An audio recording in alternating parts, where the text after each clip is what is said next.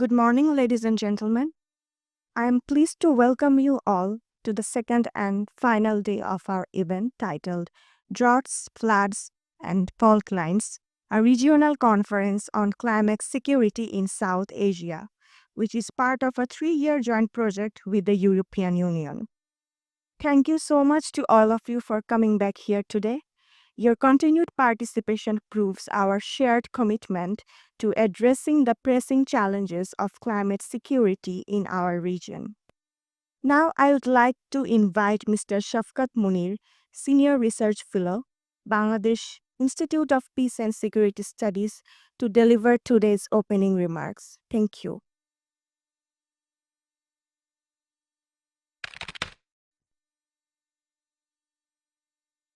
Good morning, everyone. Welcome to day 2 of our regional conference. Before I begin, I want to pay a humble tribute to all the martyrs of the BDR carnage. Today in Bangladesh is what we call Shohid Sena Divos. So we are observing a day of mourning in the honor of all those who died on this day in 2009. We fervently pray for the salvation of their souls, and we also hope that justice will prevail.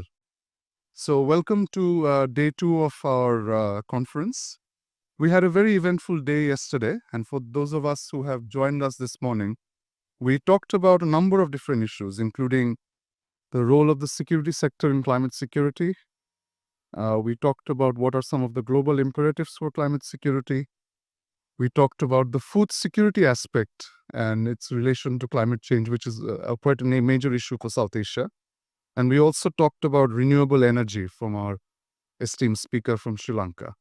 So we hope that today would be another very fruitful day. We are going to cover a number of issues, starting with the session on water wars or water wisdom, and on where Mr. Bharat Bhushan will be speaking to us very shortly.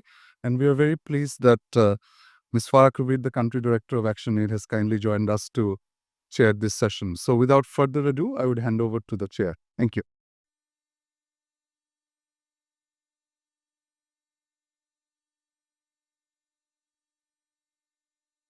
Good morning and Assalamu alaikum.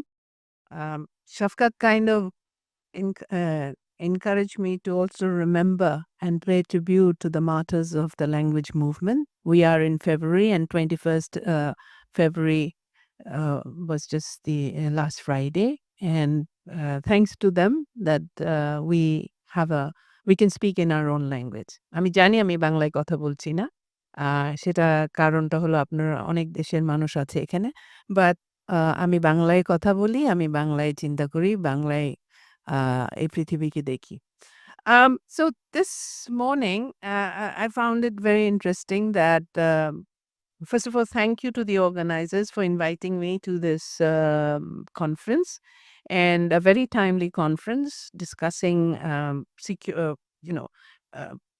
water, climate change, and the security aspect. Traditionally, security was so limited to arms conflict and in the different countries going into war, but we have really expanded. And in today's reality, you can't but not come across and discuss the climate implications. And South Asia is said to be in the forefront of climate vulnerability. It's the home to over 1 billion people.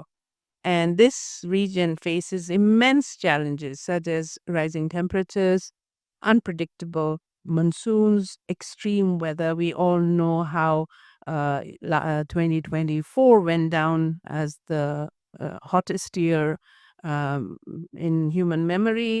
And then floods, cyclones, all this lead to food insecurity and, of course, water insecurity, which threatens the livelihoods of people and the displaced. And we find a lot of discussion going on climate displacement, migration.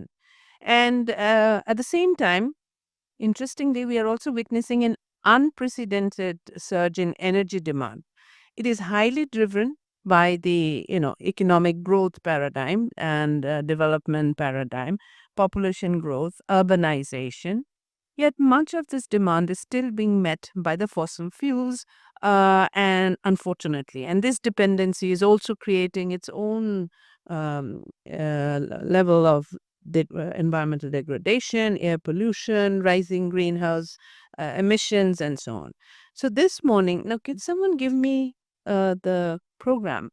Um, it's interesting that this session is starting with two speakers, and Bharat is going to has a very interesting title. And what is interesting about the title is water wisdom. And I was just saying to him, I wish we had that wisdom. There's serious inadequacy and a lack of that wisdom. So, as we will be inviting the speakers to present, I just wanted to say that actually, I feel maybe the organizers invited me because ActionAid for a long time has been working on water advocacy and the rights to rivers.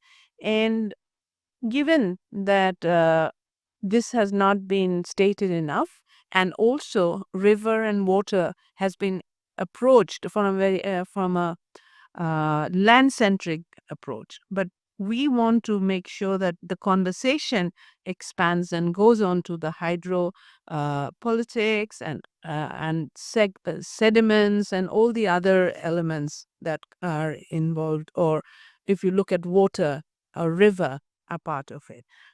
So, without too much, I will now invite Bharat Bhushan to present his paper, and it says water wars, or water wisdom. I couldn't agree more. Water wisdom. Let's see how he argues for the wisdom. Climate security through sustainable resource management. Um, I will let Bharat introduce himself. Let's see how he would like to introduce himself, because I would do the usual spill. So, over to you.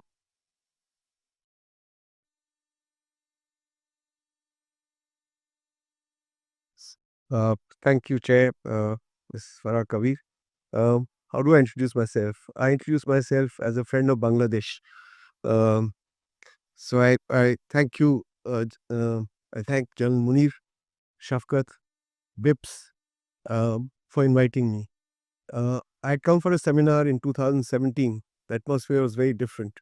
I was introduced to the then Minister of Information and Broadcasting, Hasnul Haq Inu, saying, somebody said, "Sir, this is the same Bharat Bhushan who 2 days ago wrote against the Awami League." And the whole atmosphere was extremely hostile throughout that period, although Mr. Inu himself was very gracious. Today, I feel that atmosphere has changed. I feel I'm amongst friends. And thank you once again, Jalal Munir, for providing this opportunity. I'm a journalist. I don't speak for India. I don't speak for Bangladesh. I speak as an independent individual who's interested in the issue. So you know that India, Pakistan, Nepal, and Bangladesh share a lot of transboundary rivers. So I'll take the example of river water treaties to talk about water wisdom. Um, so in framing this issue as water wars versus water wisdom, clearly the emphasis, as the chair said, is on water wisdom. That is cooperative management of transboundary rivers. Now, globally, there were 276 transboundary rivers, aquifers, and lakes. And most of them don't have water sharing agreements. And where transboundary river water sharing agreements do exist, climate change is putting a lot of stress on those agreements and in implementing those agreements. Cooperative sharing of transboundary waters, as we all know, is the only way to promote climate change adaptation, sustainable development, as well as peace and stability between nations. Transboundary sharing agreements exist not only between nations, but also between states. In a country like India, every summer there's a dispute between Karnataka and Tamil Nadu over Kaveri water sharing. So this paper I've divided into 4 sections. In the first part, I discuss the broad principles of cooperative sharing of transboundary resources. In the second part, I discuss a treaty, transboundary river water sharing treaty, which works, which is the Indus Water Treaty between India and Pakistan. In the third part, I discuss Ganga Water Treaty and the failed Teesta Water Treaty between India and Bangladesh. And in the last part, I compare the success of Indus Water Treaty with the failure of Teesta, and to some extent also of the Ganga Water Treaty. What are the principles of cross-border sharing of river waters? They've been listed out under sustainable goals. For example, SDG goal 6, number 6, has a sub goal called 6.5, which is to implement integrated water resource management at all levels, including through transboundary cooperation as appropriate by 2030. That's the goal. The UN Security Council, as well as several regional forums from Africa to European Union, have emphasized sharing of transboundary rivers and waters. A unique treaty, UN treaty in 1992, the Convention on Protection and Use of Transboundary Watercourses and International Lakes, better known as the Water Convention, supports transboundary water cooperation globally. And it lists out key principles that must underlie all such agreements. What are these principles? Equitable and reasonable use to ensure that all countries concerned have access to water resources. 2, no harm rule. Don't use water in a manner that will harm the other country. This applies more to the upper riparian than to the lower riparian. Prior notification. It enjoins countries to inform each other of activity on the river which might impact the other adversely. Sustainable management, promoting the sustainable use of water resources across various sectors, including agriculture, energy, flood control, etc. Joint management and cooperation, establishing joint institutions to manage transboundary resources, especially water. And conflict resolution, having a mechanism for resolving conflicts, because there would be conflicts, there would be differences of opinion. Now, besides these basic principles, there are also good practices. So, like if you do a trade union negotiation, there's a labor law, and there's something called tradition and practice. What has been done in the past? What can we learn from other practices? Those practices are developing a basin-wide information and data exchange system on river water flows.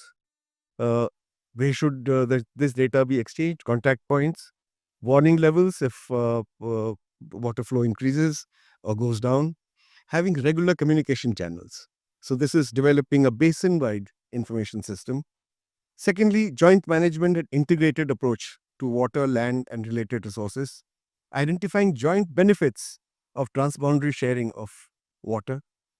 Multi-level stakeholder involvement, that is involving transboundary actors like basin-wide institutions if they exist, otherwise create them, national actors including ministries, departments, local government institutions, and I would say even communities that benefit from these water resources across the border.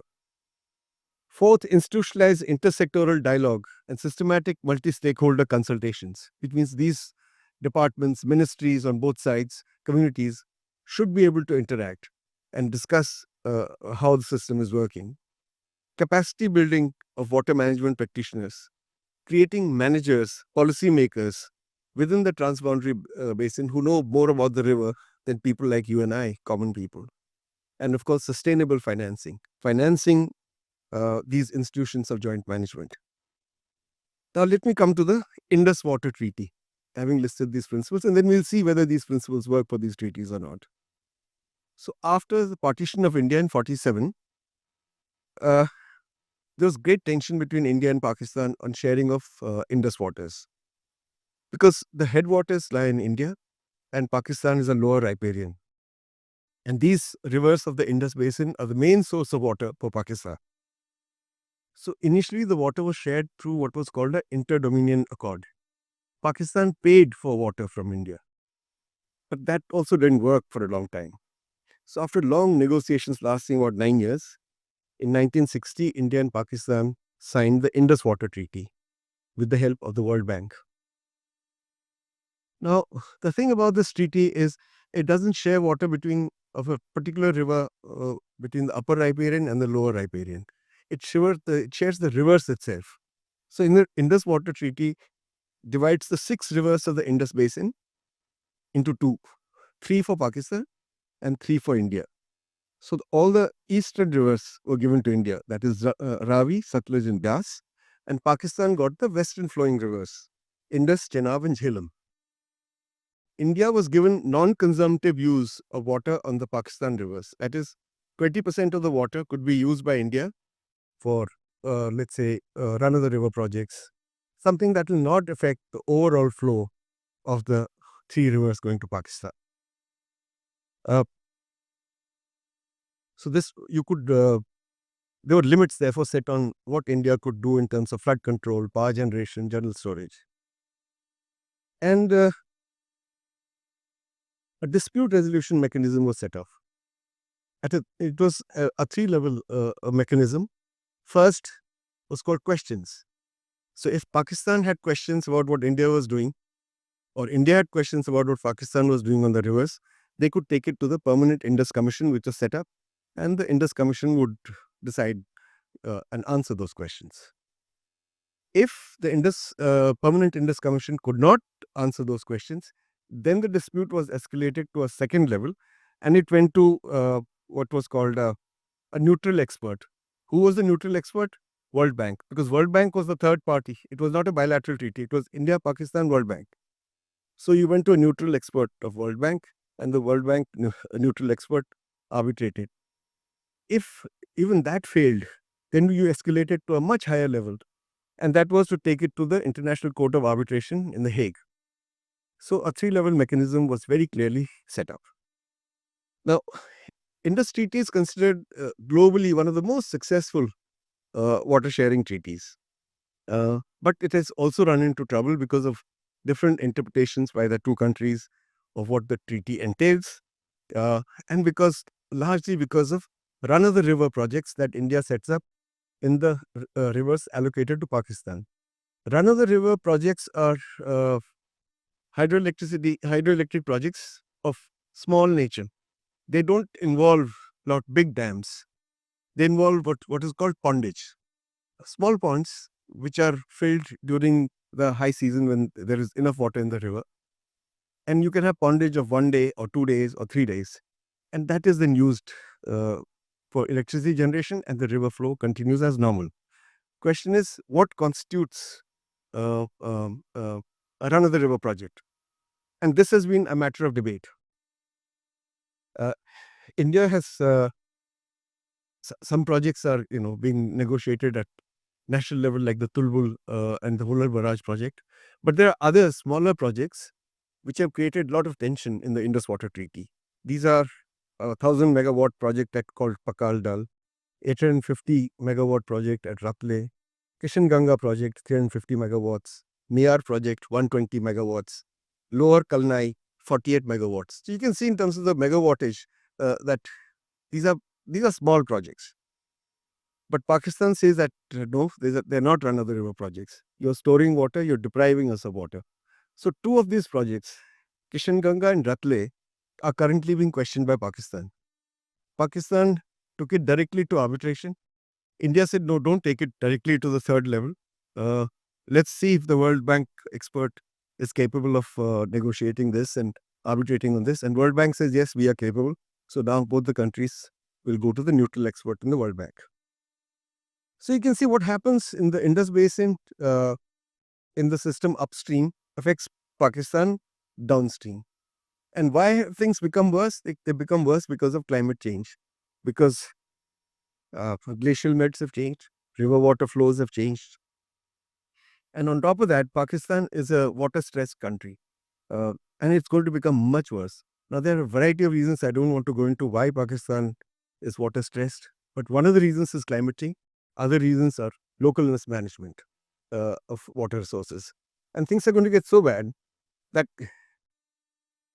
Pakistan, which was in the early 50s a water-abundant economy and had 5,260 cubic meters of water available per person per annum, by 2035, this will come down tenfold to 500 cubic meters per capita per annum. So you can see the amount of water stress that Pakistan is going through. So these problems get more acute, as I said, with population growth, climate change, mismanagement of water resources. But Pakistan is not the only country, only people who are affected by Indus. Jammu and Kashmir is affected by Indus, and Jammu and Kashmir, which has been agitating for a certain degree of autonomy, they feel that these are the only resources that we have, that is water resources, and Pakistan and India have decided on what to do with these waters by keeping us out. Because if they could generate their own electricity, build dams, they could sell that electricity maybe to Pakistan, maybe to India. So they are upset they have been with the Indus Water Treaty. Uh, India has used that 20% non-consumptive use in the rivers allotted to Pakistan as a weapon. It's weaponized it. So, for example, after the Uri terrorist strike, Narendra Modi actually went and said, blood and water can't flow together. We will use more of this water. What will Pakistan do? Um, India says on the eastern rivers, you have not fully utilized them. We'll fully utilize our the water allotted to us. If India, under this climatic stress conditions, starts using all the water allotted to it in the eastern rivers, that is rivers allotted to India, because these rivers eventually flow to Pakistan, the amount of water to Pakistan would reduce further. So there are these issues. Uh, in fact, now because of Kashmir and other tensions, India has sent 2 notices to Pakistan saying that we want to renegotiate the Indus Water Treaty. It's worked so well up to now, but it's being weaponized now to say that let's reopen everything. So from whichever perspective you look at it, India would justify it in terms of its own water requirements and livelihood perspectives. Pakistan would say India is launching a water war on us by starving us of water, and so on and so forth. So this is the state of Indus Water Treaty. Now let's look at the Ganga Water Treaty and the unsigned Teesta Water Treaty. So people say India and Bangladesh share 54 transboundary rivers. I think there are thousands. Whenever it rains, the water is going to flow this side. 54 are major, but there are so many other rivulets that come here. And Bangladesh has limited control over watershed management policies, leading to challenges such as floods, water scarcity, ecological imbalances, saline water intrusion, and in the southwestern region of Bangladesh particularly. This affects agricultural productivity, fish yields. It increases local economic vulnerabilities. And I don't have to tell you that Bangladesh is particularly vulnerable to flood and drought. All your monsoon rain, this season brings about 70 to 80% of the country's annual rainfall, leading to severe flooding in some years. Conversely, in the dry season, Bangladesh faces water scarcity exacerbated by upstream withdrawals from rivers that are coming from India. So the interplay of climate volatility, population pressure, and inadequate governance intensifies these challenges for Bangladesh. A significant milestone in India-Bangladesh relations was the Ganga Water Treaty signed in December 1996. So it addressed the differences between the two countries over their entitlement of water flows by which arose actually because of the Farakka barrage, which was constructed in 1975.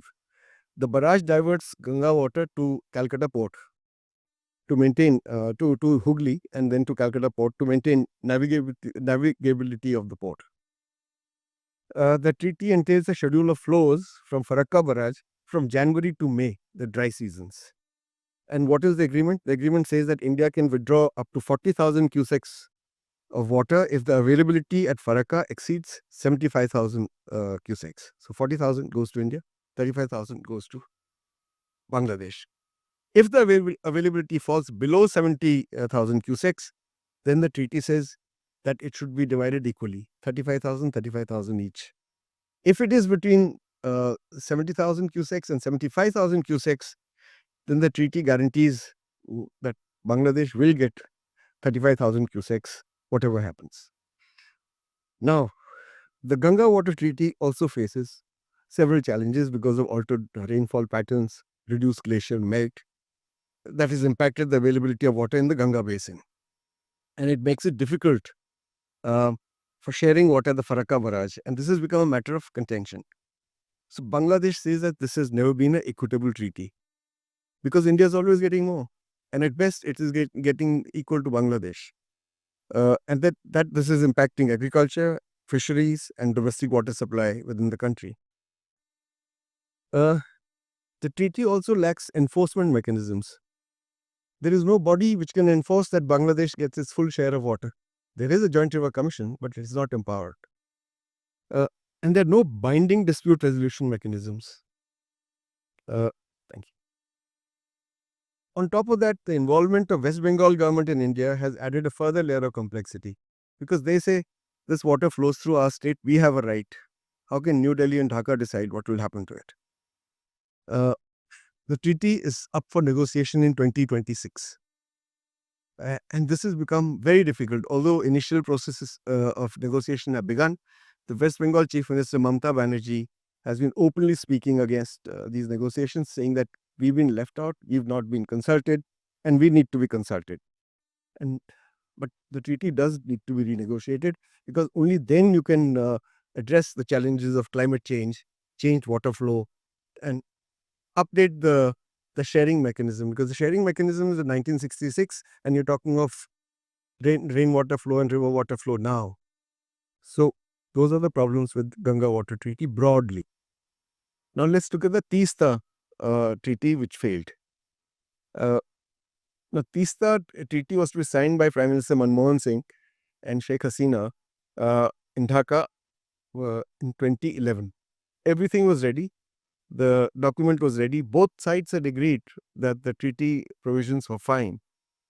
2 days before the visit, Chief Minister of State of West Bengal, the irrepressible Mamata Banerjee, said she was supposed to come for signing the treaty. She said, I'm not going to go, because West Bengal's interests have been overlooked.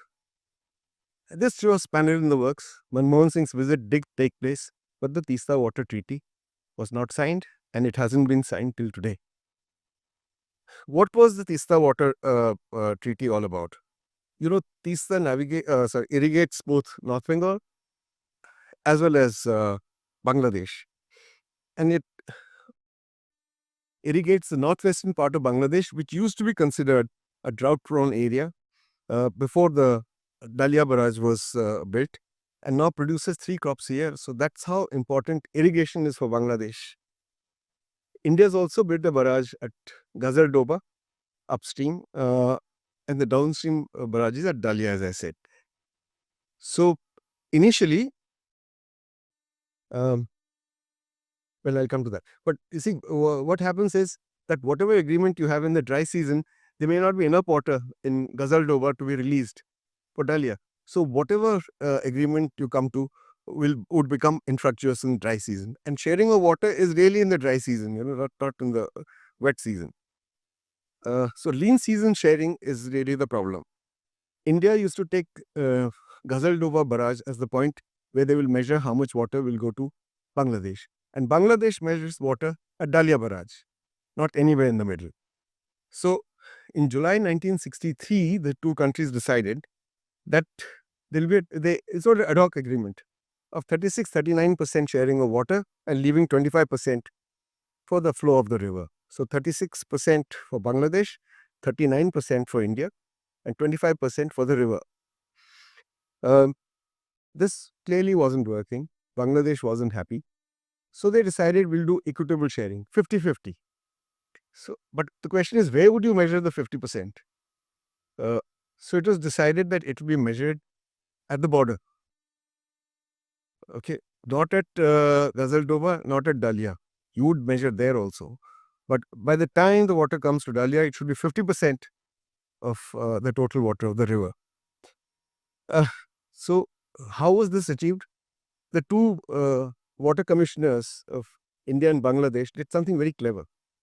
They said, all right, at Ghazal Doba, India keeps 75% of the water. And then 25% flows 97 kilometers to the Bangladesh border.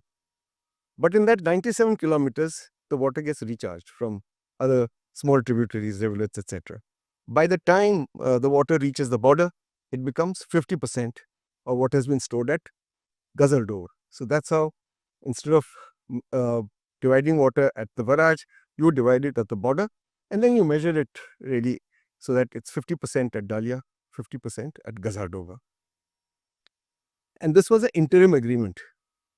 It was not a final agreement. The idea was that we would do this, then we would set up mechanisms, joint mechanisms for monitoring river water flows, exchange that data. Based on that data, a final agreement would be signed. Now, why does Indus Water Treaty by and large work, and why don't the treaties with Bangladesh not work? I think why the Indus Water Treaty works is very clear. It has very clear provisions. It clearly defines the rights and obligations of both countries regarding the use of the Indus basin system. This clarity helps in reducing disputes. It created a permanent Indus Commission, empowered it to look at low-level disputes, questions, that is. There was World Bank mediation. That's very important. There was a third-party mediation. This third party was a neutral party, and it helped in building trust between the two countries. India and Pakistan don't trust each other, but with World Bank mediation, they agreed to do things together. So while most people think it's a bilateral treaty, as I told you, it's actually a trilateral treaty, India, Pakistan, and World Bank. It has dispute resolution mechanisms, a three-level mechanism that I already told you about. But what is the downside? The downside is by dividing the river system between two countries and not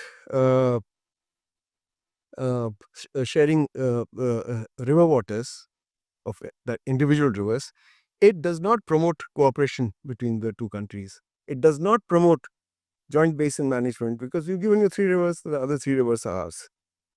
It doesn't encourage information sharing.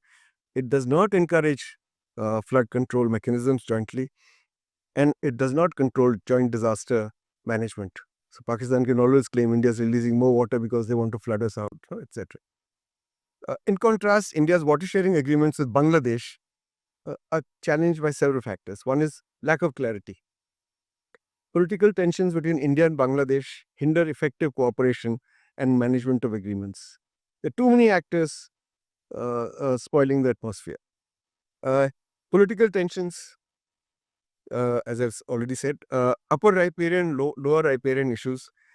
The geographical and hydrological differences between the two countries also add complexities to the sharing. Unresolved disputes. Tista remains unresolved dispute. If Tista had happened, the next agreement was on the Feni. And if that would have happened, then those agreements would be model agreements for the remaining 50 odd rivers. And of course, domestic politics in India.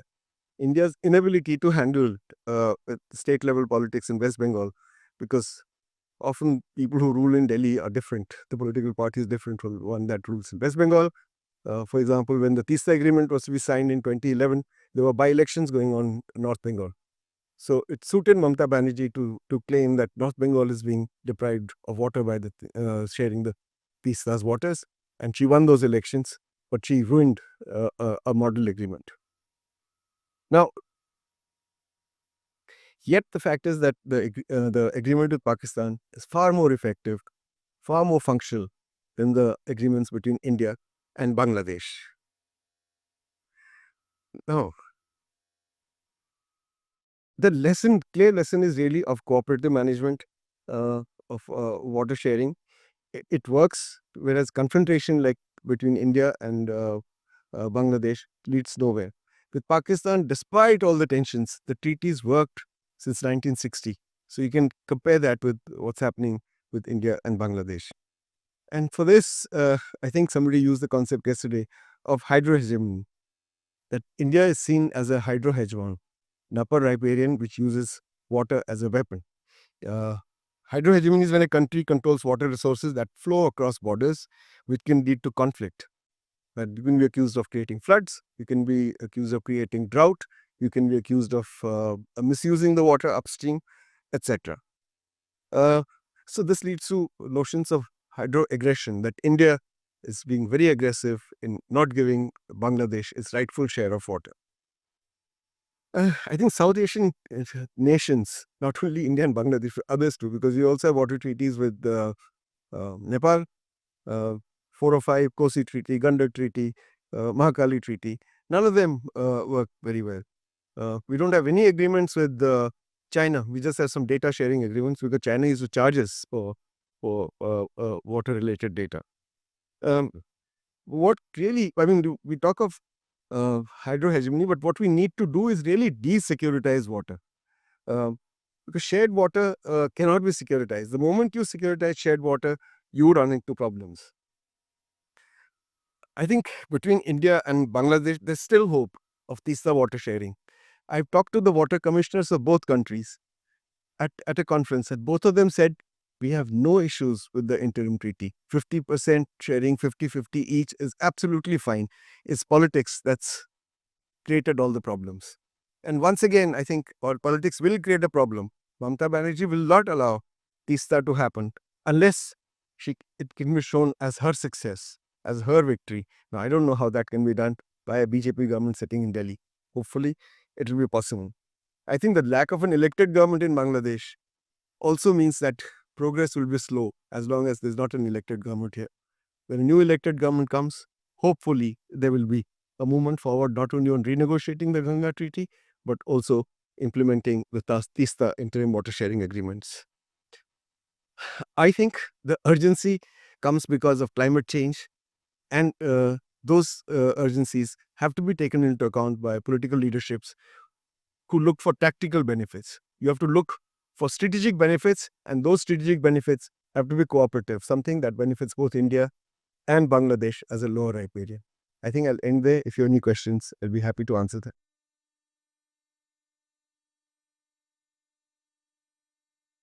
Yeah. I think we need to give him an applause. There's a very comprehensive paper, Bharat. May I call him Bharat? Yes. Cheetah Shosur.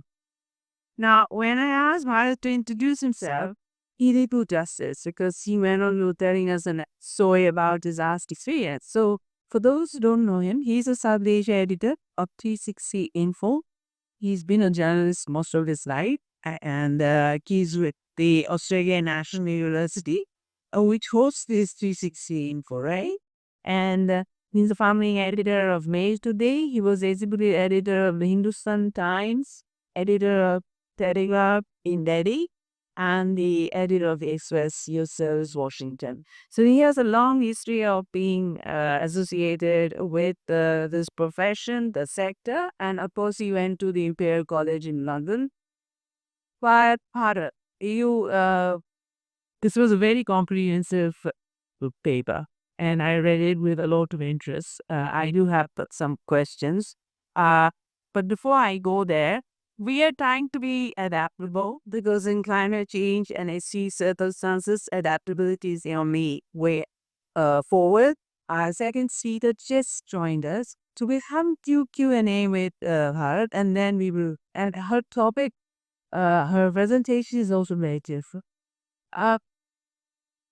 As a common Bangladeshi, the perception of these two treaties working is like you have a lot of romantic relationship in India and between India and Pakistan.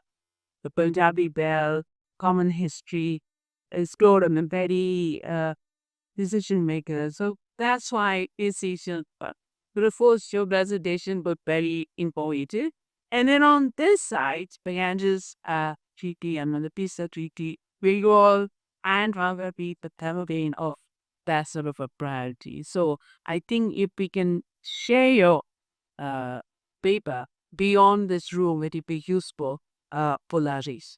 Having said that, the distrust remains, will remain, and these are political actions of this. And while the distrust remains, all the other dimensions are coming. There is serious on the ground loss of liking. There is serious issues of water stress. I mean, I work with the community in those bells. So it's not an imaginary, it's not a textbook exercise. It is happening in the lives of the people. And therefore, they need to find a resolution. We will take questions, but while when you do share, I'm also interested to understand the water flow from the Sikkim and the number of dams that has been already constructed. It's an interstate issue, but it has implications for us. So we'd open it for questions, maximum 10 minutes, and then we'll go to our next stream. I don't know the organizer will have to help me about the time manager. I see a hand. 1, 2, 3, first round. Please, gentlemen.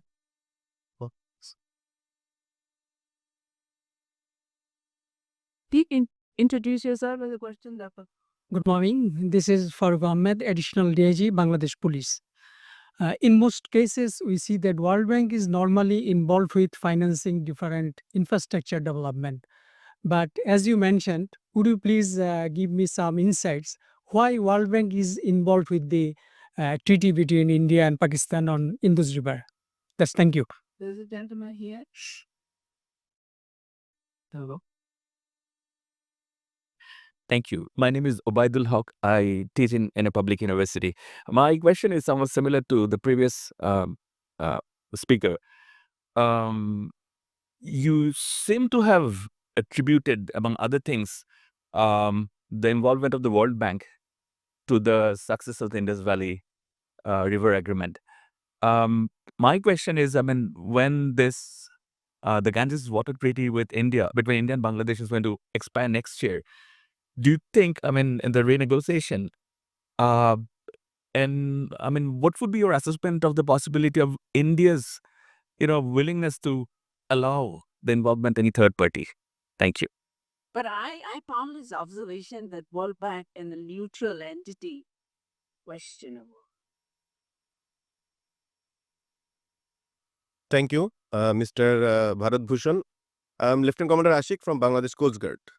My question is in specifically what effort the central government took while resolving the problem of Tista River that has been raised by Mamata Banerjee, and we, the general people of our country, are in the dilemma that this issue has not been pointed correctly, or it might be solved in a more diplomatic way. That my precise question is what effort central government of India has taken to solve.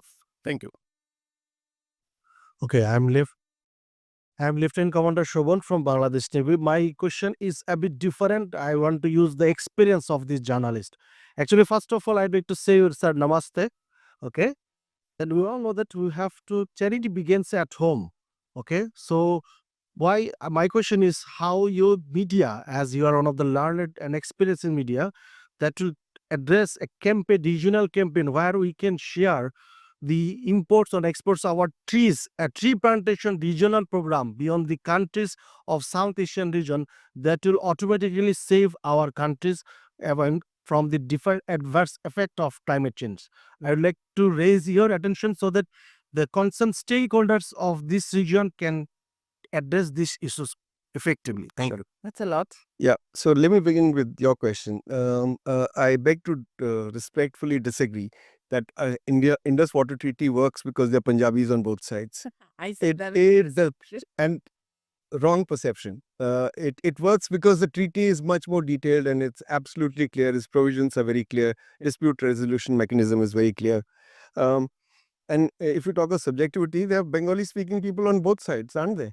You meet in any Bengali journalist in Calcutta, they talk about Bangladesh, they all start saying, my grandfather came from Brahman Beria, my grandfather came from Memon Singh. And so, and yet, despite this emotional link between the two Bengals in this water treaty didn't work. Distrust between political actors, I think, yes, there is distress, but there's also could anyone say that there was distrust between Sheikh Hasina and the Indian leadership? I don't think so. They were very, very close. Um, Yet there were issues of federalism in India, because water, as somebody said, is a state subject, while international treaties are a central subject. If the central government does not take the state government into confidence, does not convince it, especially if it's a border state and it affects their resources, there will be problems. I will answer this question again in response to the gentleman from the Bangladesh Navy, but I'll leave it at that. Dams on Sikkim. Now, you're signing an agreement between India and Bangladesh, and there's no water sharing agreement between Sikkim and West Bengal. So unless you have an agreement between these two states, then only you'll know water availability at Ghazal Doba, then only you will talk about sharing. So that was another mistake that was made in Dr. Manmohan Singh's time. The additional DIG of Bangladesh Police asked why World Bank involvement in IWT. But World Bank stepped in to mediate because the two countries were not coming to an agreement, and at that time the context was such that it was possible for World Bank to mediate. It may not be possible today, but it was possible at that time. And the previous agreement, the Inter-Dominion Water Sharing Agreement, wasn't working. And this business of Pakistan paying, and Pakistan was already in dire financial states after partition, that was not a workable solution in the long run. And both countries agreed that World Bank would be a mediator and a signatory. World Bank as a neutral expert. World Bank is neutral vis-a-vis the Indus Water Treaty. I'm not saying World Bank itself is neutral and has no ideology. That was not what I meant. But as far as mediation and dispute resolution in the Indus Water Treaty is concerned, till today, both Pakistan and India accept World Bank as a neutral party. I was asked by Professor Ubaidul Haq whether a third party mediation will be allowed in the Ganga Water Treaty. I don't think so.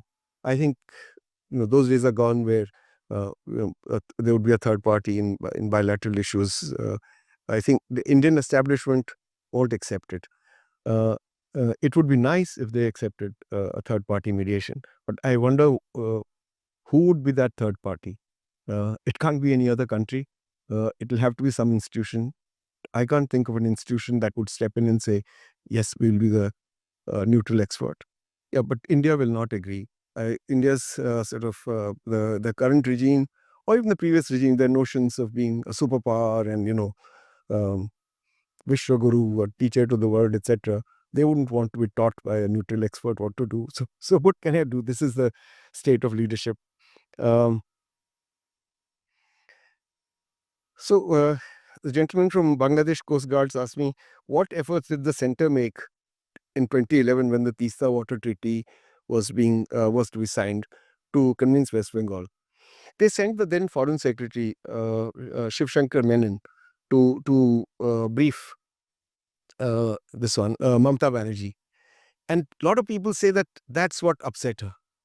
She thought either the Prime Minister should have come himself to brief her, or she should have been called to Delhi, that it should not have been left to a bureaucrat to deal with a political leader. Then Government of India suggested to Mamata Banerjee that why don't you get a study done by a water expert of your choice? If you don't trust the water commissioners of India and Bangladesh, you appoint somebody. So Professor Kalyan Rudro, who is a expert on waters and water sharing, was appointed. And he also did a report which said that there was nothing wrong with the Tista agreement, nothing wrong with the 50 sharing of waters. So Mamata Banerjee didn't want to be shown as somebody who was wrong. So that report has not been released till today. How do I know that this is what Kalyan Rudra said? I went and met Kalyan Rudra and I asked him. He said, off the record, I can tell you there's nothing wrong with the agreement. And I've said so in my report, but the report was never made public. So it's not as if the center didn't do anything. It's just that you are dealing with a very obdurate woman in Bangladesh. Why did I say woman and not political actor? Because she's, why did I say woman? Because the gender came in. Well, I apologize. But she is obdurate. She's a maverick. You don't know what will upset her and what will please her. She has her own calculations. I mean, at least as a journalist, I can't figure it out. About the gentleman from Bangladesh, Neeli, about the media's role. No, actually, I did a study for IUCN during that period on how was the negotiation reported in Bangladeshi press with the help of a Bangladeshi journalist, and how was it reported in West Bengal, how was it reported in Sikkim, and how was it reported in Delhi. You'd be surprised to know that all of them reported it differently. The Bangladeshi press gave only the version of Sheikh Hasina government, sort of saying that India's wrong and India's this and India's that. Nobody talked of technical aspects. West Bengal government gave Mamata Banerjee's, West Bengal media gave only Mamata Banerjee's point of view, saying center is completely wrong. They've insulted the chief minister. They should have consulted her, etc. Sikkim took a neutral stance. Sikkim Times was completely neutral. And New Delhi papers, they gave Delhi, the Foreign Office's version. Nobody bothered to give even Mamata Banerjee's version. Mamata Banerjee was painted as a villain in Delhi, and central government was painted as a villain in West Bengal. And in Bangladesh, entire India was painted as a villain. So the question is, what can be done? What I found was that nobody talked to experts. I mean, as journalists, we are not water experts. Whatever I'm telling you is because I've been studying this problem and talking to experts. I'm not a water expert. So at least the Indian side should have talked to some experts, Bangladesh side should have talked to some experts, or Indians should have also talked on telephone to water experts in Bangladesh. Bangladeshi should have talked to water experts on the other side. Not done, because there's no network of journalists. They didn't even talk to each other. Journalists could talk to each other. There's no network of experts. These are things that we can do. We can create such a list of neutral experts people can talk to. Not done. Did anybody visit Rangpur to see how the community is affected from India? No. Did anybody from Bangladesh go and visit North Bengal? Visas were quite easy those days. Nobody did. So I'm saying there's no attempt to get the other side's perspective, no attempt to allow that the other side may actually be right. So on the without evidence, without research, people are writing whatever they are fed. Some foreign office bureaucrat will tell you something and you vomit it out in your press or in your on your television, and that creates more problems than it solves. It's better not to report. But if you report, then it's important that it be fair, it be based on evidence, it be based on some research. It should have contrary points of view. It should have both sides' interests reflected. That's what the media didn't do. Thank you. Do we have any more questions? My name is Salma Malik. I'm from Pakistan. And I absolutely get the point of when you're saying that there is very little room for a third party when it comes to any of the South Asian bilaterals. And also the fact that India has made it very amply clear that it has to stick to bilateralism.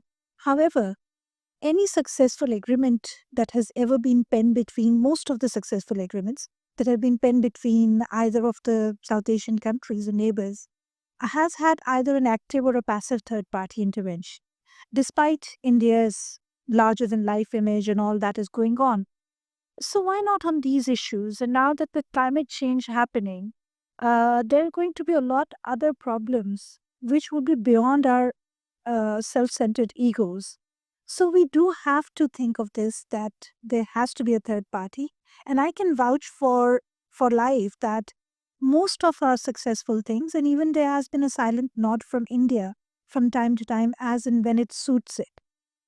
So why this aversion to a third party which can do a good job when it comes to this? The Indus Basin Treaty, a point in case. Thank you. Okay, and I'll add my question as a participant. You made no reference to the geopolitics and the role of China.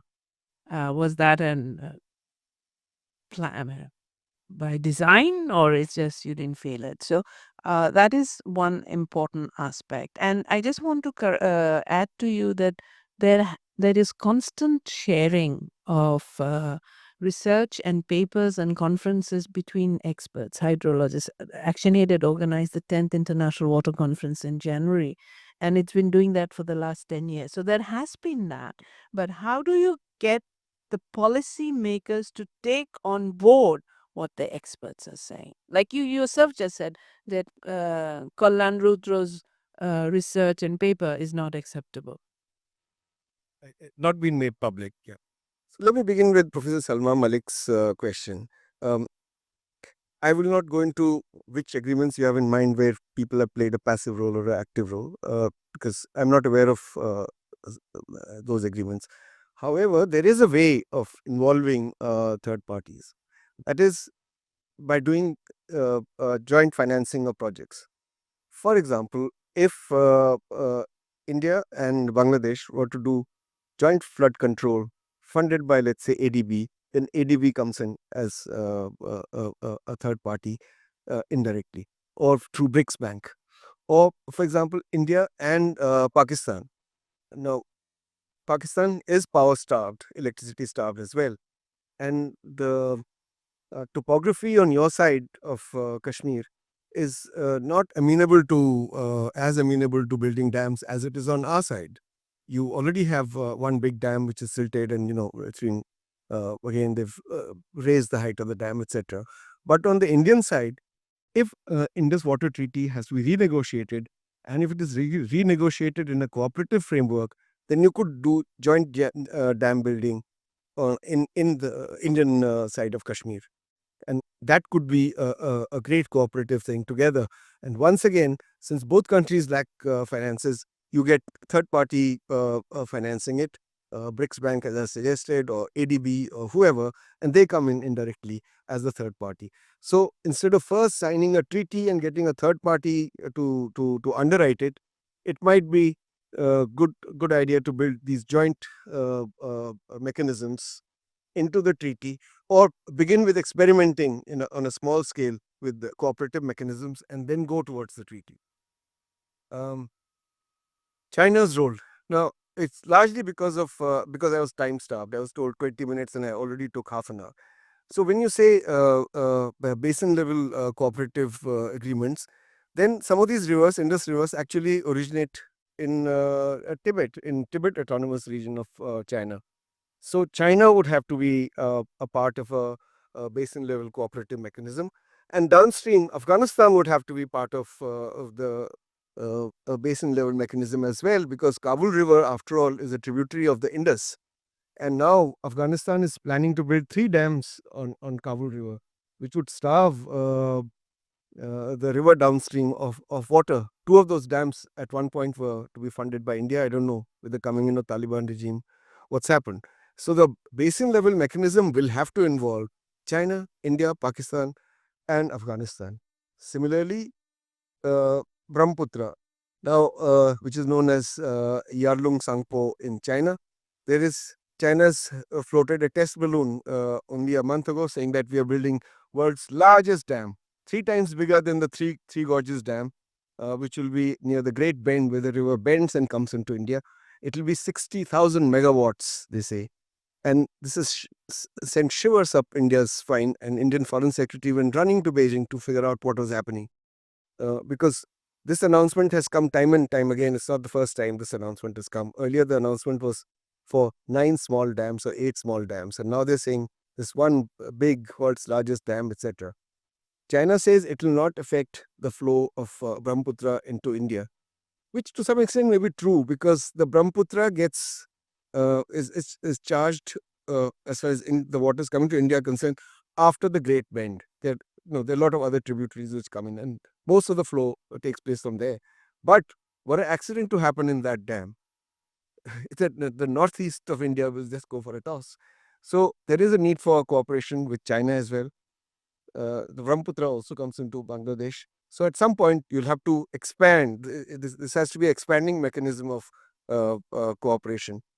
But the negative side is China has never, China has not been part of cooperative management even of the Mekong. In the entire in the Mekong Basin Authority, the only country through which Mekong flows, which is not part of the Joint Basin Management Authority, is China, because they don't want to be part of joint mechanisms. So the fault also lies with China. Thank you so much. We need to give Bharat Bhushan an applaud for his presentation, and no plastic bottles. Please, we don't need plastic bottles. If you want to give us water, please just give us in the glass. Thank you so much. So I have to do justice to the next speaker. And there's been a change in the itinerary and the agenda. I'm sure the organizers have shared with you. We will be at now looking at the implication of climate security and migration in South Asia and Bangladesh. I am very pleased to introduce Ifat Anjum. She's an assistant professor at the Department of International Relations and the Faculty of Security and Strategic Studies, Dhaka, Bangladesh University of Professionals. So, Ifat will share with us her research and her analysis on issues of climate security and migration in South Asia and Bangladesh. And Ifat has done a lot of research. She's been part of the research team at Transparency International Bangladesh, Teach for Bangladesh. She has published on security, gender, and contemporary global issues. Her national and international research publications include the Springer ebooks and a lot more. And today I'm here to share some insights from my paper that is Fleeing the Storm, uh, Climate Security and Migration in South Asia. This is the chronology of the presentation that I'll be following. Now, before we dive into the discussion of climate security and migration, I would like to draw just a single moment attention of the audience to the case of Noor Nahar.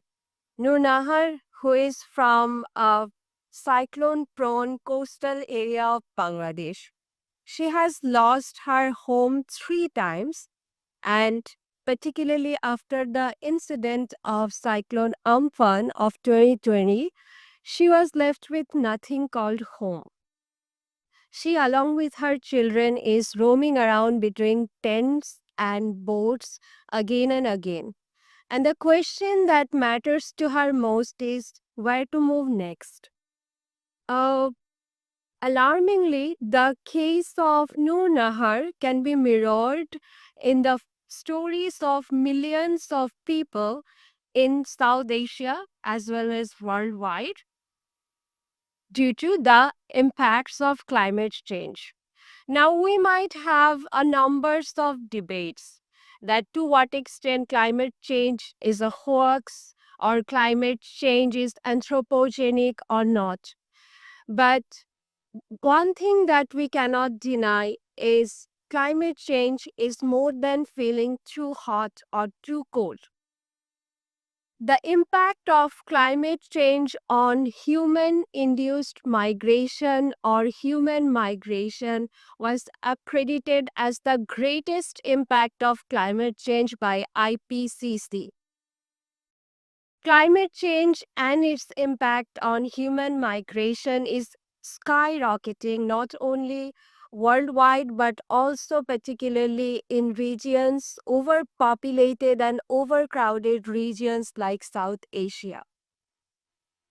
It's projected that by 2025, by 2050, worldwide, the extent of climate induced migration will surpass 18 million alone in Bangladesh, and it's projected in between 200 million and up to 1 billion worldwide.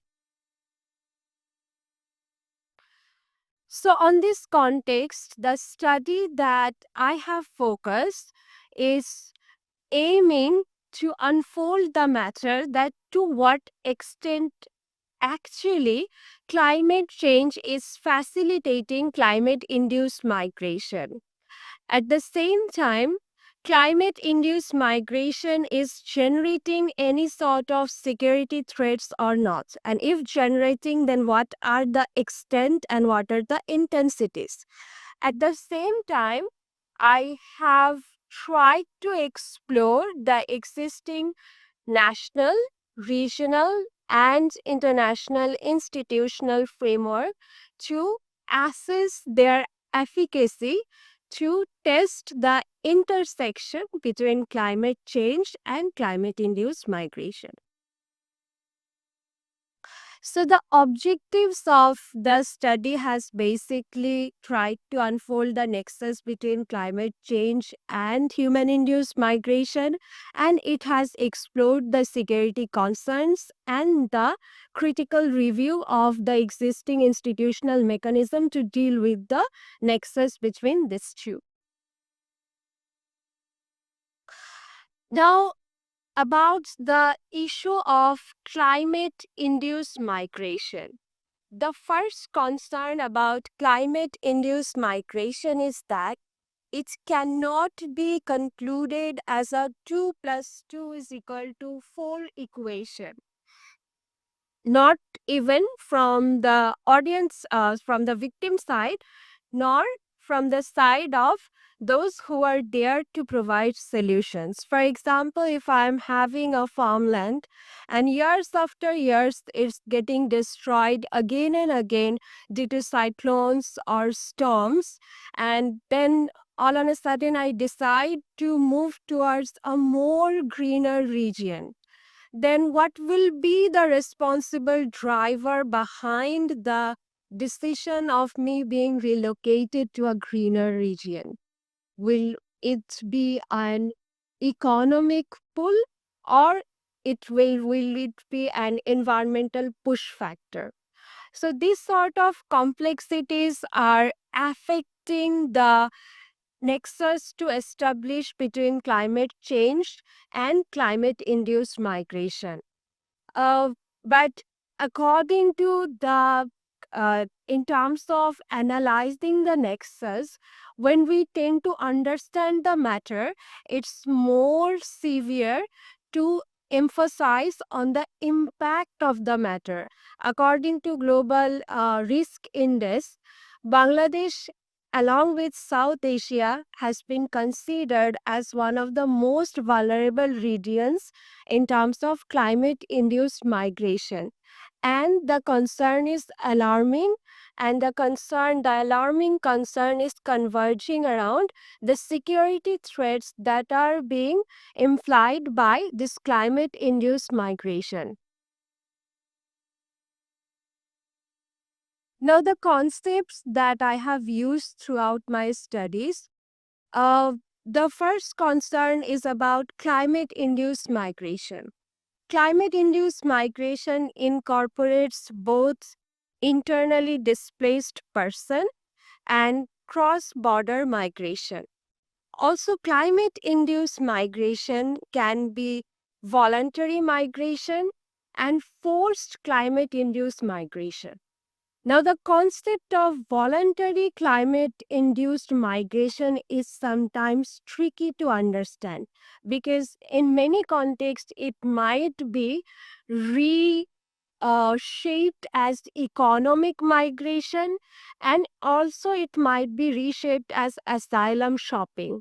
There might be overlapping realities and contingent multidimensional realities in terms of the reasoning behind climate change and climate induced migration. Also, there are debates regarding the connotation of climate refugees.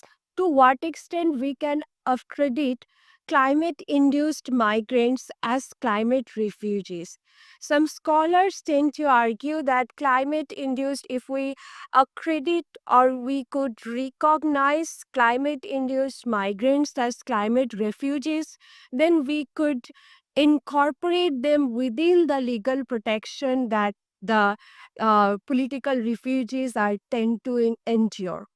But the problem is that the existing refugee regimes, including the 1951s and its additional protocols, they do not incorporate climate induced migration or climate induced persecution as a part of or as a reasoning for taking refuge. At the same time, if we are tending to incorporate climate induced migrants within the purview of political refugees, in that case, a substantive portion of climate induced migrants who are internally displaced person, they are being excluded from the purview.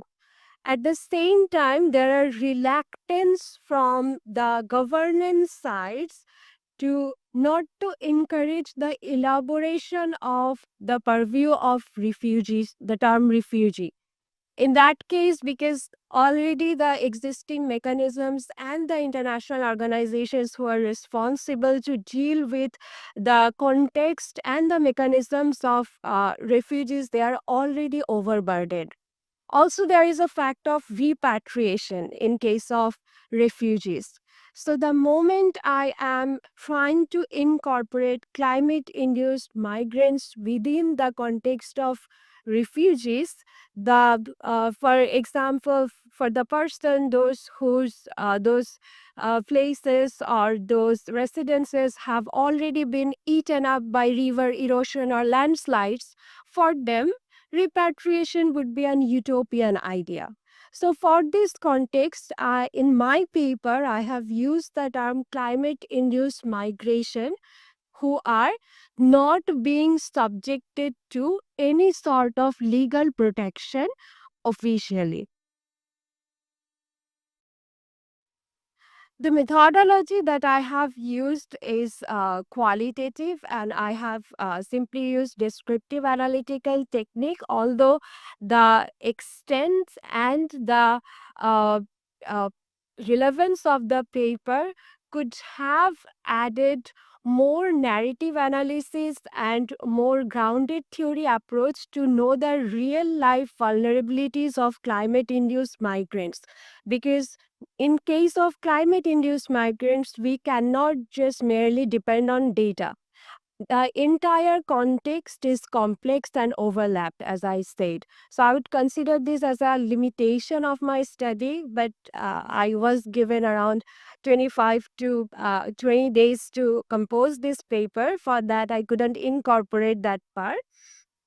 However, uh, now about the Now, about the discussion and the findings that I would like to harness for the paper.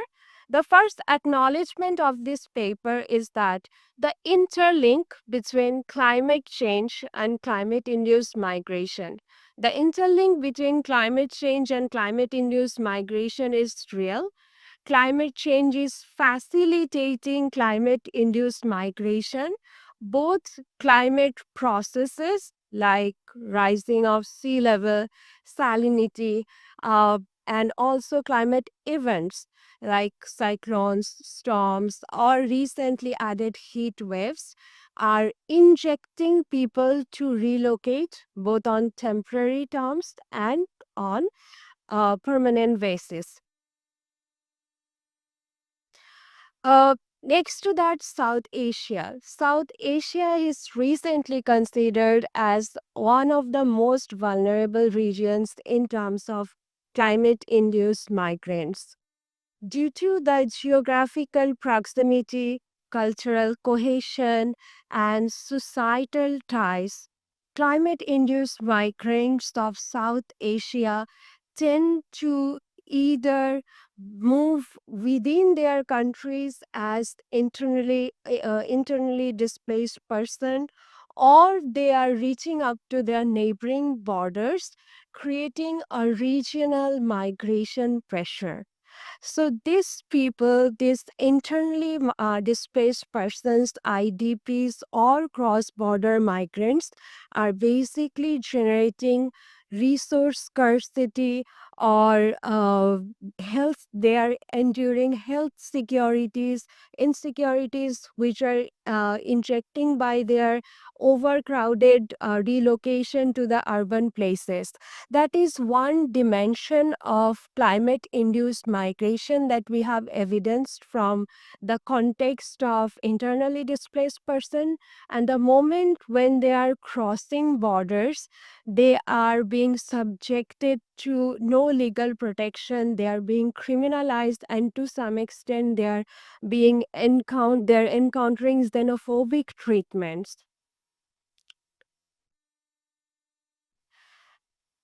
Apart from the context of human security, the internally displaced persons and climate induced migrants are also encountering context of following or hiring from the ideas of Robert Kaplan. When they are relocating to already overcrowded urban centers, they are generating drivers to inject instability, conflicts, violence, and societal and pressure on societal cohesion. So, in terms of apart from instabilities, they are also generating issues of instability.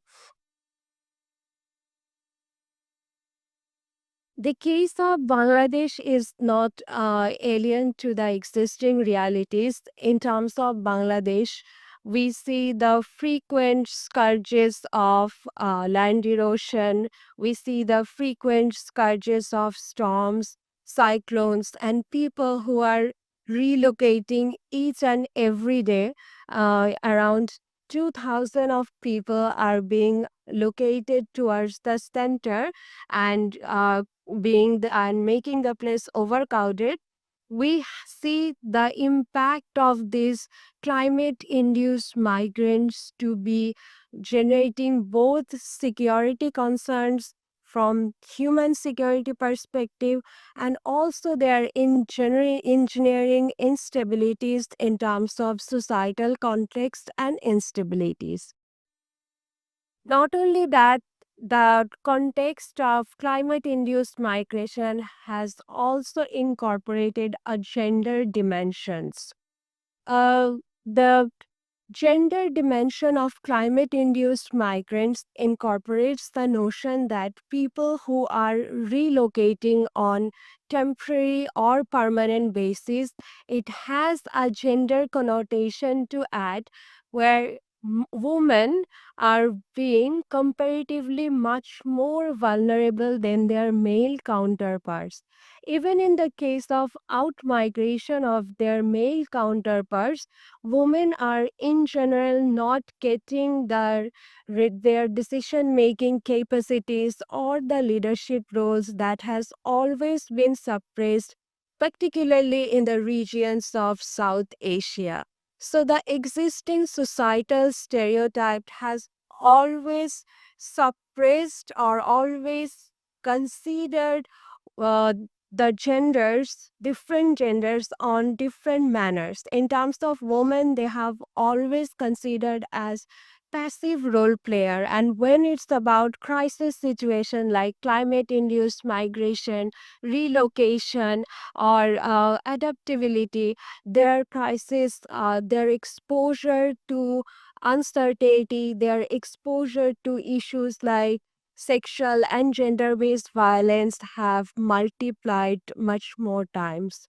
So, in that case, in terms of climate induced migration, they can be accredited as double jeopardies. Now, the third context or the third dimension that I have focused in my paper is to what extent the institutional mechanisms are being effective to address the issue of climate induced migrants in South Asia.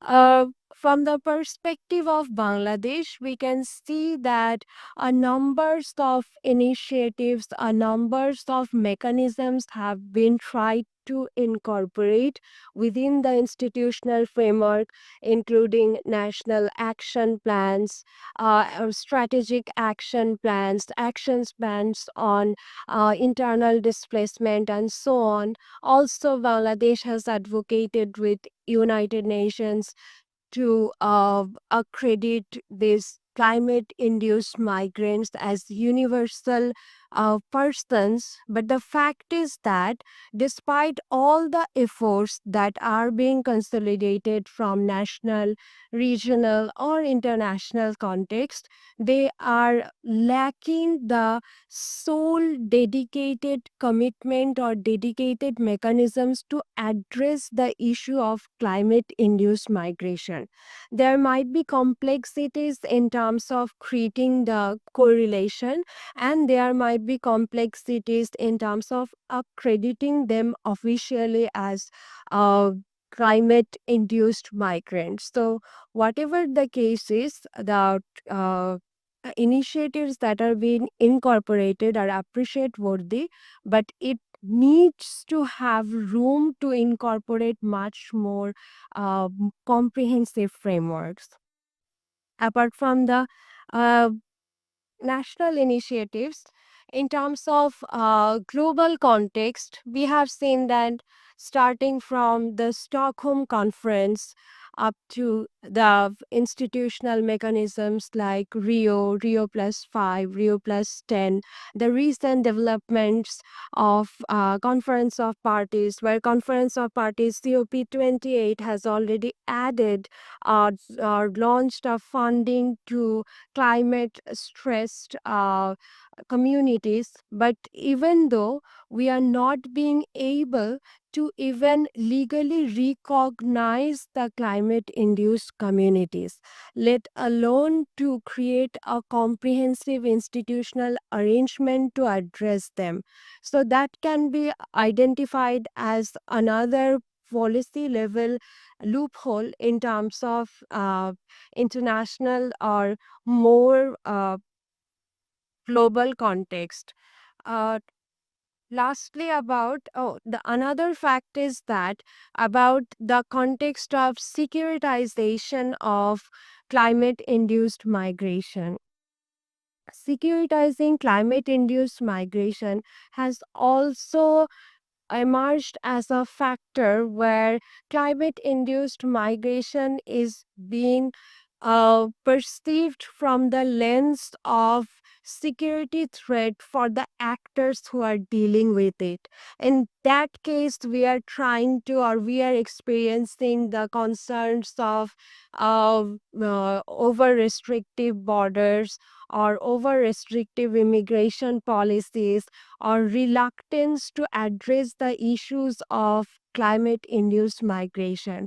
In that case, a more state centric approach is being converged around the entire issue of climate induced migration, which is more complicating the context of security and migration within South Asia.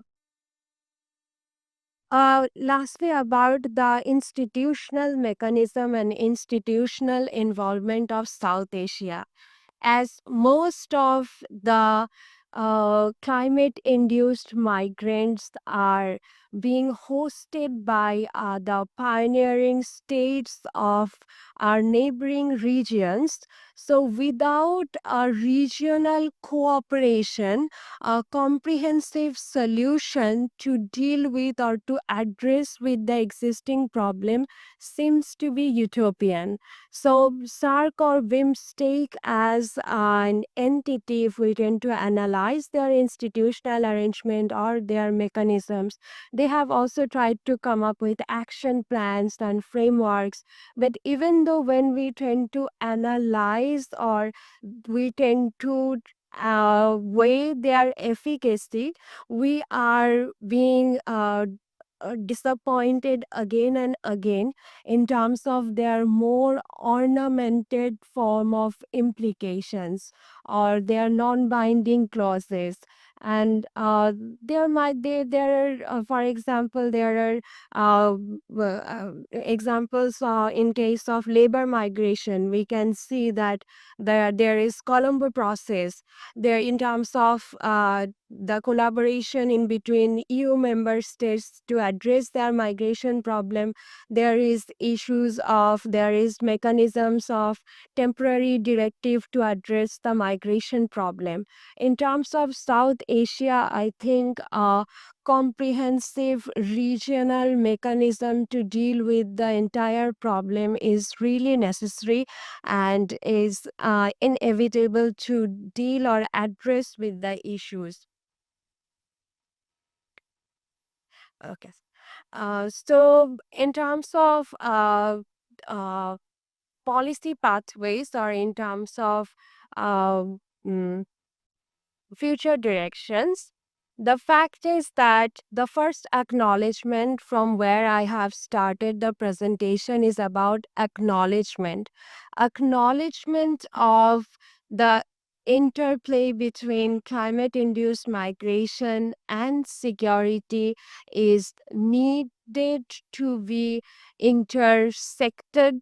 And secondly, the approach that elevation from a state-centric to a more human-centric approach is appreciated to converge around the entire issue of climate-induced migration in South Asia. I think that's all from my side for now. This is the list of literatures that I have used to compose the paper. And thank you so much for giving me the floor. Thank you. That was a very both interesting and a comprehensive presentation. And from where I sit, I have to work with the climate-induced communities on a much regular basis, whether it's in in Dhaka or it's in Patuakhali or Kuakata and different areas. So thank you. And I think it connects well because we were looking at water scarcity and water sharing, which and climate change that is displacing communities that live, whether it's around Tista or any of the coastal areas. So thank you. And that was very comprehensive. Um, uh, I'll share my thoughts once we've opened up for the Q&A. Yes, please introduce yourself. I'm Aisha Kabir from Prathamala. I'd like to ask you, it was a very interesting, very comprehensive presentation. So I like the term you use, double jeopardy, because I think it applies also to another section, perhaps not mentioned here, the Rohingya refugees, because they're refugees in two senses. They're refugees from their own land, displaced persons politically or whatever. And also, they're refugees of climate change. They're in such a position in Cox's Bazar, one of the hardest hit areas of climate change in our country. So they are facing that, cooped up in a, they can hardly migrate away from there. They're displaced and come over there. And it's very hard for them to move away from there, even though they are facing the effects of climate change. So, do you have any comments about the Rohingya refugees, the double jeopardy they are facing? We'll take a few more. Yes. Okay, Lieutenant Commander Shubhan. My question relates to SEB. Although from your title of the presentation, you see the fleeting storm climate security. But in case of Rohingya, due to migration, the climates are jeopardizing in the Cox's Bazar region. Okay, so my question to you, and I'd like to have an idea from the Bharat Bhushanji also, what are the steps can be taken from the South Asian regional countries to repatriate this FDMN to their country so that the climate remains safe in the longest sea beach of the world, that is Cox's Bazar? Thank you. I think we'll have to park the Rohingya issue today. Because today we are looking at climate insecurities. We can touch on it, but more about because they're not directly climate induced, as you've said, as Aisha has mentioned. But this repatriation, the whole Rohingya refugee issue deserves a separate section in terms of security. I don't know if BIPSS has had that section, but it would be interesting. Yes, we are seeing scarcity of the groundwater level going but they are not. Are they really causing it, or are they also going? So yeah. So anyway, if you wish, you can. But repatriation and other issues is for another day. Am I right, Shafkat? Okay. The gentleman there. Assalamu alaikum. I speak Bangla. আমার নাম হারুনুর রশিদ। আমি পরিবেশ, প্রকৃতি, পানি এগুলো নিয়ে কাজ করছি। আমার একটা প্রশ্ন, মানে এখানে খুবই গুরুত্বপূর্ণ আলোচনা হয়েছে। দুইজন আলোচককে অসংখ্য ধন্যবাদ। কিন্তু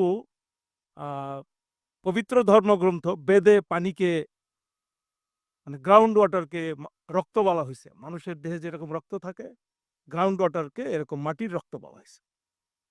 তো আমাদের এখানে গ্রাউন্ড ওয়াটার নিয়ে খুব একটা বেশি আলোচনা হয় না, এই কারণে যার কারণে আমাদের জনস্বাস্থ্যের একটা বিপুল বিপর্যয় হলো আর্সেনিক সমস্যা এবং পানির যে খনিজ দ্রবণ যেটা থাকার প্রয়োজন সেটার বিপর্যয় ঘটছে। এটা নিয়ন্ত্রিত বন্যার কারণে। জি, আমার কথা হলো যে এটার সমাধানটা কি? জনস্বাস্থ্যের আর্সেনিকের সহ আর অন্যান্য যে গ্রাউন্ড ওয়াটারে যে খনিজ বিপর্যয় পানিতে, সেটার সমাধানটা নিয়ে আলোচনা হইলে বোধহয় আরো ভালো হইতো। ধন্যবাদ। আলোচনা দেন। সালাম। Okay. Anyone else? And then we'll come. I'm Karan Nanim Herath from Sri Lanka and Assistant Professor Ifat. You mentioned about a day within a day 2,000 climate-induced migrants happening to Dhaka. So kind of alarming situation. So according to your opinion, so what went wrong? So why the actions are not happening? That is my question one. Second question is, so UN has a pivotal role to play when it comes to the climate change and climate security. But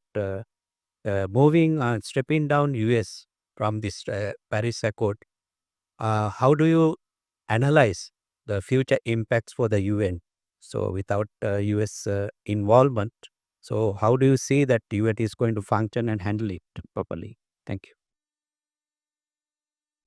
Okay, thank you for the question. I would just touch fact that the respected gentleman has mentioned about the impact of Rohingya refugee people and the impact on the climate issues due to the relocation of Rohingya refugees communities. This interactions between climate change and the impact of climate and their implications on human migration is basically vice versa on. So the way when climate induced migrants are relocating to more urbanized or more greener or more safer places, the debate that ma'am has just mentioned is the reasoning behind their relocation is not primarily a climate induced one, which is a fact, but for the general perceptions, even when we tend to see the relocation or the and relocation factors in terms of climate induced migrants, so we see a vice versa impact from the host region to the home region. Both of the regions are having the environmental context, the source regions where environmental stresses has injected or pushed the people to relocate in home region, and also in the home region, mostly the urban regions which are being overburdened, they are having their own or their unique environmental consequences as a result to the relocation. So this relation is basically vice versa. And in terms of the question that the Sri Lankan sir has asked about the huge influx to the central on daily basis, it is really alarming in terms of our geographical or our geopolitical concern and composition that I have mentioned in terms of the structure and in terms of the implication that the slum areas where they are mostly or some of the relocations from riverine areas like Shariatpur, Madaripur or Faridpur, which are mostly affected by river erosion, and some of the another context of relocation is from the coastal areas, that is to mention about Shatkhira, Bagirhat, and Khulna. So, some of the relocations are due to the immediate impact of climate events, which can be adopted and which can be managed on a temporary basis. But some of the relocations are permanent and it creates a huge jumbled up situation, not only for the capital but also the divisional cities which are being overcrowded.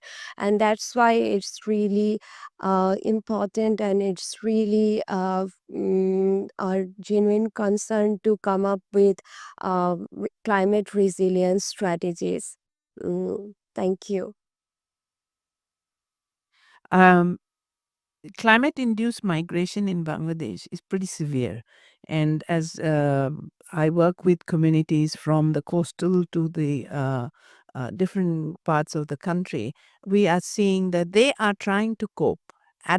Adaptation has been going on in this country forever, but there is a limit to adaptation. You raise the plinth, you raise the water source, you adapted, you moved. I know community that have had to move 20 times, 25 times, and then they end up coming to the slums. And when you come to the slums of any city, you totally lose your social capital.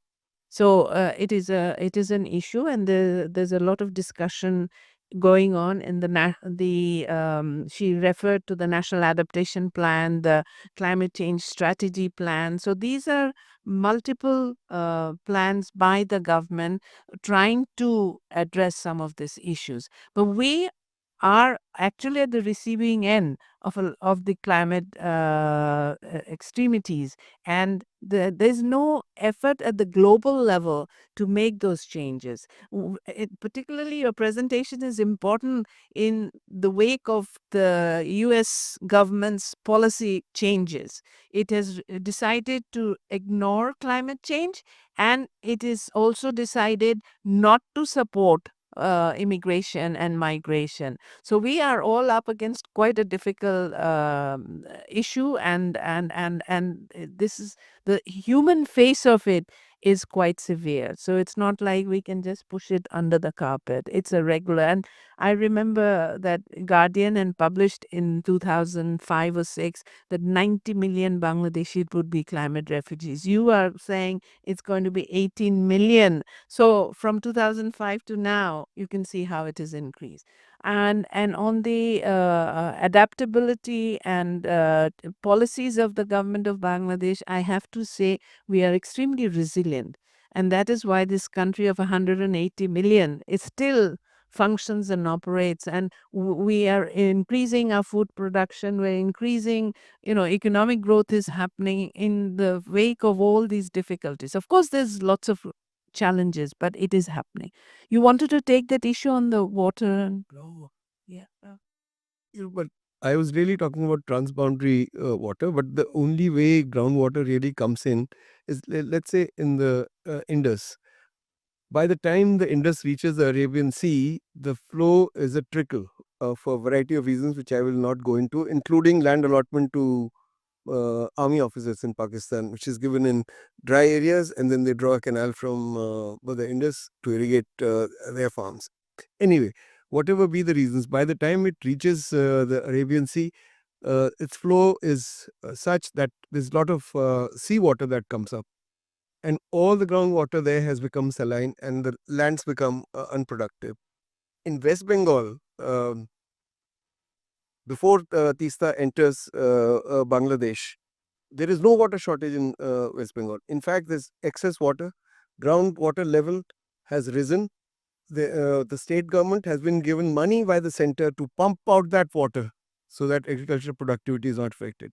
So groundwater comes only incidentally in river water sharing, but groundwater would perhaps need a separate discussion on how to control exploitation of groundwater. And several governments have policies, but these are domestic policies. They're not transboundary policies. Thank you. So I've already, I'm thinking I'm standing between you and lunch. And because we started late, I've already taken 10 minutes. So we should we should be finishing. But going forward, first of all, I hope BIPSS is going to come up with some policy brief and recommendations as a result of the 2-day conference. And from our side, from ActionAid side, what we strongly feel is it's important to have the water education and recognize the value of water and the rivers. And yes, there's one record of 54 rivers, and then it's 3 more from Myanmar. So if you come to the water museum in Kuakata, you will find water from 57 rivers that we have preserved there. That's part of educating. I started with joking with Bharat that the perception is that the Punjabis on two sides have a better understanding. But that what I wanted to emphasize is it's also based on perception.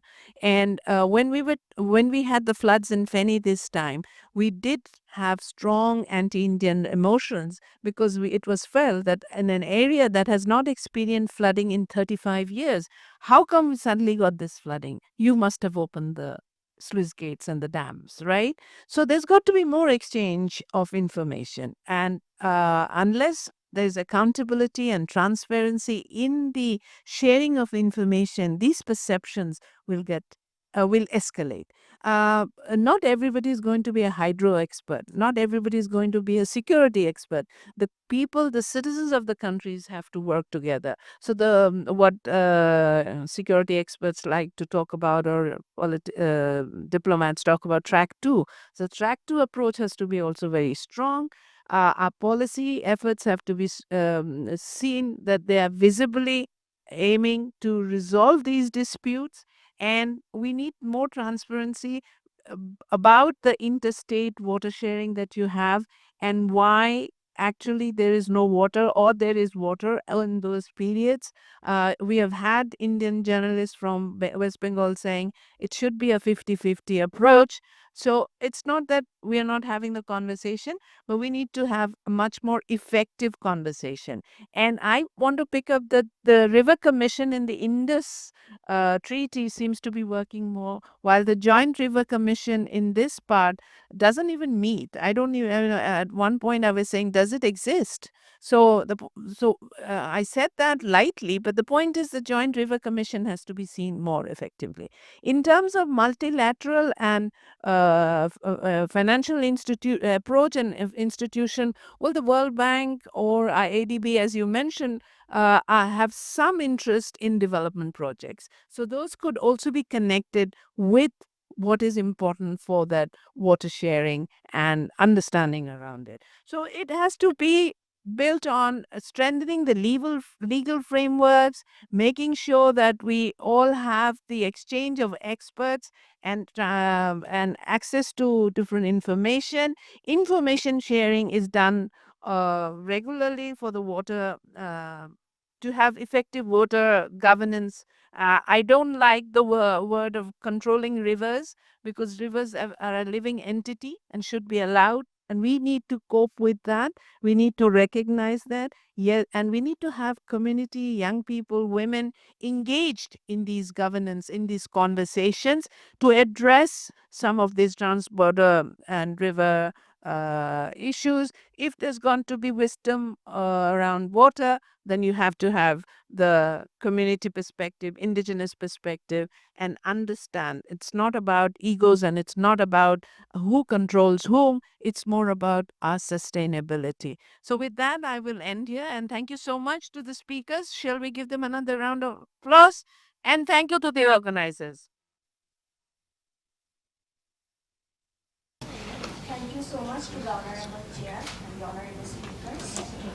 For conducting such a insightful session. And for now, we'll be taking a lunch break. The lunch break will start at 1 p.m. and the next session will be resumed sharp at 2 p.m. Thank you.